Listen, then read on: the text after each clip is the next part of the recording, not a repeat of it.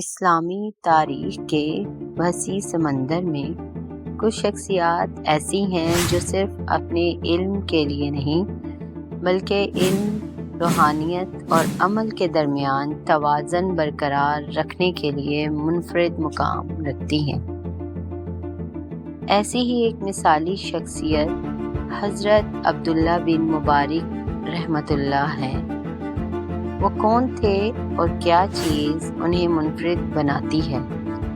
آئیے ہم آپ کو اس علمی اور روحانی سفر پر لے چلتے ہیں تاکہ ان کی عظیم شخصیت کا جائزہ لے سکیں۔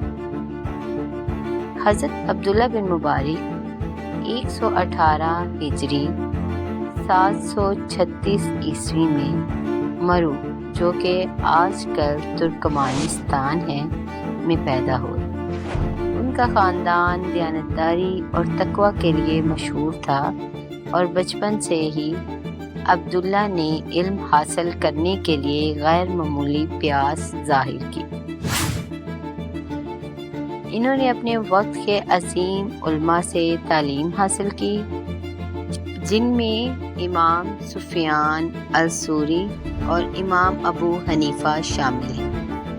عبداللہ بن مبارک نے علم کی تلاش میں دور دور تک سفر کیا، احادیث جمع کی اور اپنے وقت کے بڑے معتبر علماء میں شمار ہونے لگے۔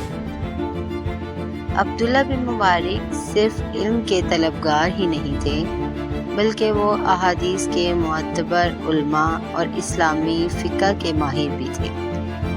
انہوں نے ہزاروں احادیث جمع کی اور انہیں بعد کی نسلوں تک پہنچایا تاکہ رسول اللہ صلی اللہ علیہ وآلہ وسلم کی تعلیمات محفوظ رہیں۔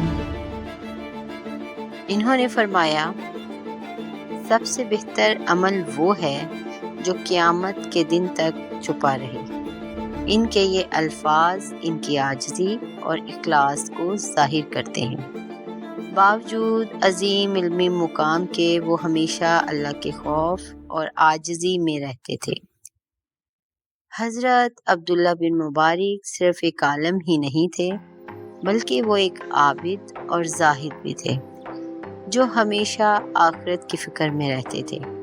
انہوں نے اپنی زندگی کا ایک بڑا حصہ عبادت، روزہ اور نماز میں گزارا اور ساتھ ہی ساتھ اپنی دولت کو علماء، طلباء اور غریبوں کی مدد کے لیے استعمال کیا۔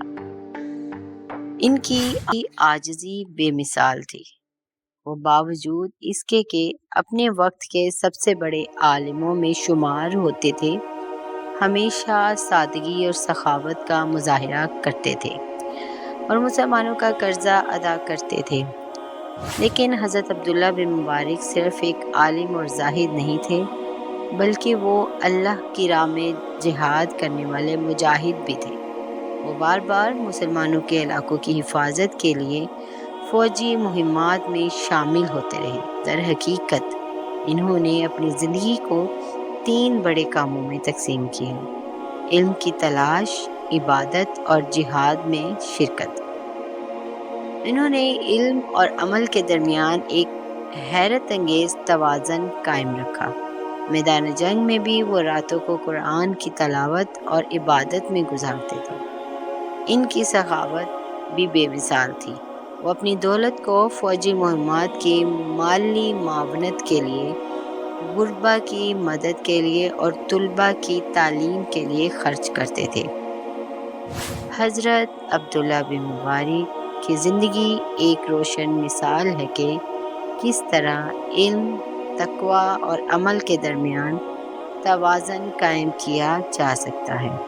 انہوں نے اپنی زندگی کو مقصد کے ساتھ گزارا، ہمیشہ اللہ کی عبادت، علم کی تلاش اور اسلام کی حفاظت میں مصروف رہے۔ ان کی میراث آج بھی دنیا بھر کے مسلمانوں کو متاثر کرتی ہے۔